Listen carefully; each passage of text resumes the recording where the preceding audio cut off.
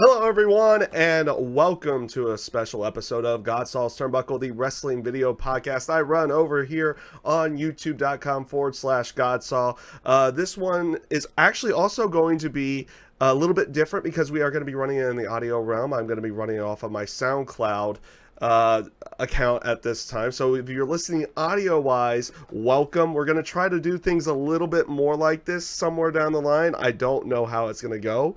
With the aspect of everything though, why is this a special episode of GodSaw's Turnbuckle? Well, it is predictions for WWE Extreme Rules 2019. Let's get ourselves right into it. We don't want to waste too much time on that side.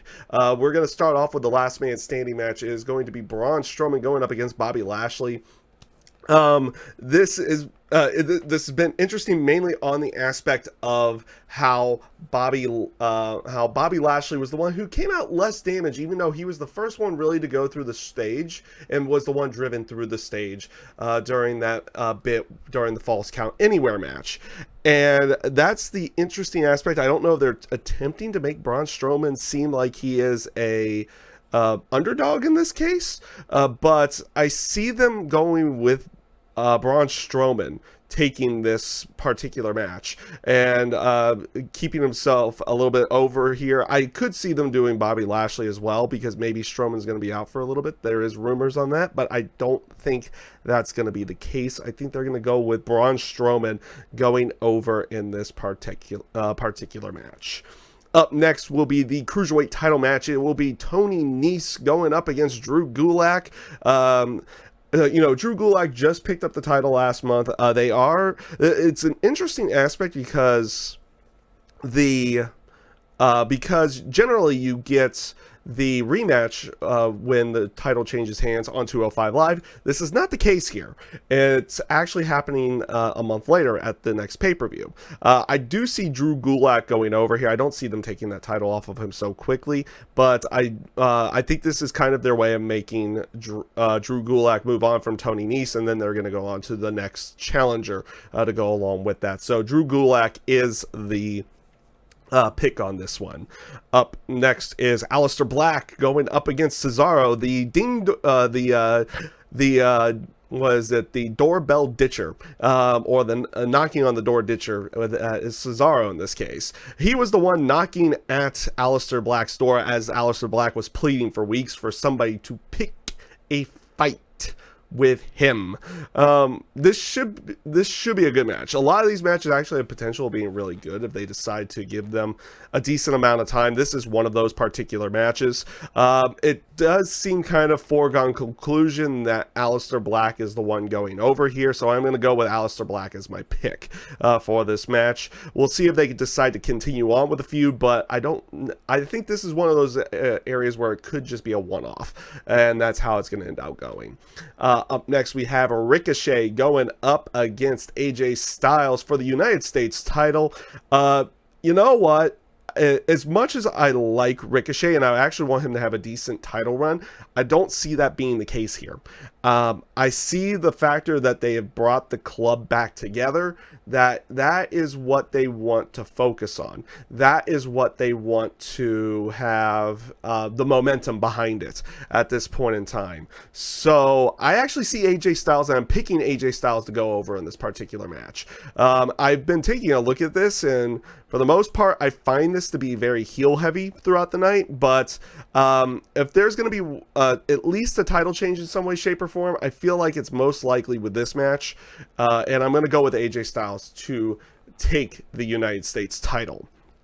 Up next, we have the Usos going up against the Revival. It is for the Raw Tag Team Championships. We haven't had much in the terms of the story building between these two teams since they did the embarrassing stuff. The Usos embarrassing the Revival a few months ago. It's been pretty much just matches since then, so there's not much storyline wise to this. I don't see there being a reason for them switching those Raw Tag Team titles quite yet, so I am going to actually go with the Revival as the winner here and keeping those keeping the, not SmackDown, but the Raw Tag Team titles. So that actually brings us to the SmackDown Tag Team titles. It's going to be a triple threat match. It is going to be I just paused there for a brief second. It is going to be Daniel Bryan and Rowan going up against the New Day, going up against Heavy Machinery. Again, like I said, I'm looking at a lot of these matches here, and they have the potential of being really good. This is another one of those that had the potential of being really good. Daniel Bryan and Rowan have been great as a team. The New Day, obviously, with Xavier and Big E, you know, they are what they are. They're a great tag team. The New Day's always been a great tag team, so you expect really good things in the terms of a match. Heavy Machinery is definitely showing a lot more since they've decided to give them a little bit more time here on the main roster side, and they definitely showed a lot during their tag team title match last month at Stomping Grounds as well. Overall, I think this could be a really good match. I'm going to go with Daniel Bryan and Rowan going over here. I don't necessarily see it time to change those tag team titles quite yet with that one. So I'm going to go with Daniel Bryan and Rowan. Hopefully this leads to something with them in the New Day. Yes, that means Heavy Machinery might have to take a back seat for a little bit, but it will be interesting to see if New Day and Bryan and Rowan have some kind of feud to go along with it as well. Up next is going to be Bayley in a handicap match, a 2-on-1 handicap match. It's going to be interesting. They haven't really been saying what the actual rules are, if it's going to be tag variation or if it's going to be both Alexa Bliss and Nikki Cross in the ring at the same time. So it'll be interesting to see what actually ends up happening there with that one. Honestly, they've been pitching this storyline throughout the coming weeks of, you know, everybody's telling Nikki that Alexa's using you, this and that, she's not buying it, everything to go along with that. So it's actually kind of stagnated the storyline, where I thought they had a lot of good stuff going into the first match. I feel like the storyline itself is kind of stagnated with both sides on this one, because it feels like the same thing on a weekly basis. The little bits that they added in here is that there's the potential of somebody to help Bayley, because Nikki said that no one is your friend, everyone leaves you or turns their back on you. You don't know what real friendship is, and you need to find a close friend to slap some sense into you. That's when Bayley actually slapped her, and then everything that they did on Monday Night Raw with that one. But also the aspect on SmackDown that Nikki says that they will be co-women's champion if they win. And when they say it, she says when they win, they'll be co-women's champion. There's been a few instances of co-champions, and one in the women's division as well. And I personally have never really liked them. You had the bit with Chyna and Chris Jericho with the Intercontinental title, and a long time ago, back in about 99. And I'm talking about this in the terms of singles titles. Obviously, we have the Freebird rule with the tag team division, and that usually works out pretty good, but it doesn't seem to work out as well with the singles titles. I mean, if you even really take a look at it, the New Day does not Freebird rule that WWE title. It's all Kofi to go along with it, where they had always Freebird ruled all the titles that they had ever had. Now, granted, that's the first time they've had a singles title, and they've decided not to Freebird that, or co-champion anybody there. The other instance was Leg Cool back in 2007, 2008, 2000, it was somewhere around there, back when the women's title became defunct. And actually during that time frame, yeah, they defunct the women's title. They also were co-Divas champion at one point in time as well. It's never really come out all that well in the end.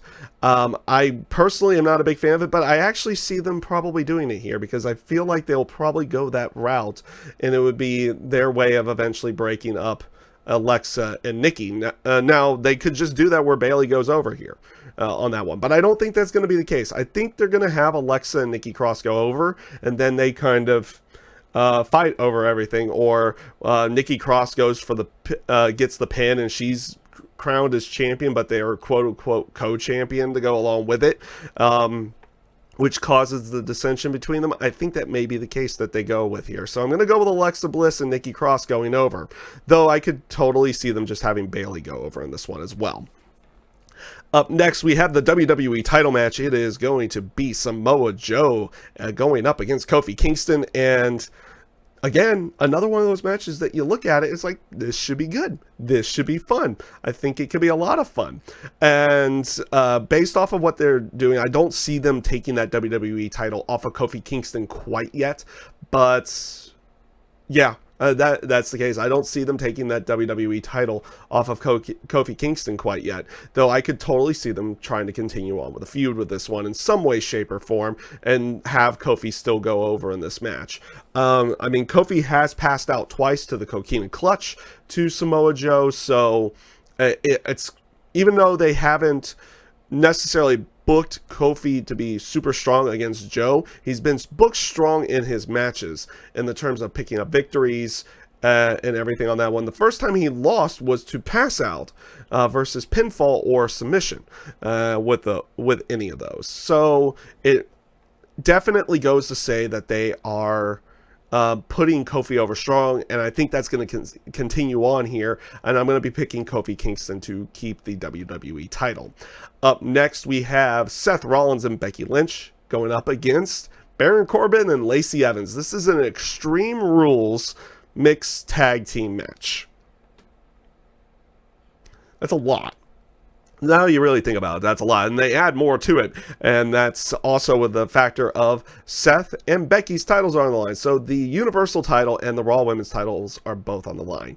I don't see them putting it on Baron Corbin. If they wanted to put that Universal title on Baron Corbin, they should have done it at Stomping Grounds with that one. Here, I don't see that being the case. I don't feel like they want to put that Raw Women's title on Becky Lynch quite yet either, or not on Becky Lynch, but on Lacey Evans quite yet either. So I have to go with Seth Rollins and Becky Lynch to keep those titles, and they will go over in this match. It'll be interesting to see what the finish of the match is going to be. Is it going to be one of those matches that it just someone gets the pin, or are they going to try to do it where Becky pins Baron, or something a little bit different with that? They need to pull off something a little bit different than some kind of ho-hum normal finish with this one to kind of give it a little bit more luster and a little bit more oomph to it.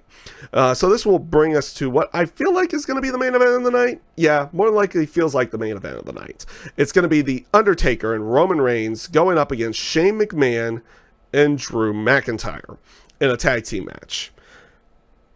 As much as I want the thing with Shane to kind of end at this point, now let's not get this wrong. Shane McMahon's performances as a heel have been superb. They have been great. It's just becoming tiresome. And I don't think it's going to end quite yet. And it doesn't end here. That's right. I'm picking Shane McMahon and Drew McIntyre to go over The Undertaker and Roman Reigns. And that's because I feel like they have their payoff to getting rid of Shane coming up at SummerSlam. So he actually does have to go over here in some way, shape, or form. Whether it be Drew actually pinning The Undertaker and they continue on with a feud or anything to go along with that, or however they decide to go about it. My prediction is going to be Shane McMahon and Drew McIntyre to go over and stand tall basically at the end of the night, basically setting up everything for their what would be assumingly their SummerSlam feuds. And yeah, that's basically everything I've got for you guys on this one. I did want to start doing a few different things here, so I am going to be doing an audio variation on my SoundCloud area, where I still have a little bit of time that I can upload to at this point. And then we are also obviously going to be having this up on my YouTube page as well. Be on the lookout on the YouTube page for simulations that I streamed over on my Twitch page coming up to the YouTube side here very soon as well. So with that being said, everybody, I thank you guys for watching. I hope you have yourself a great rest of your day, and take care. Have a good one.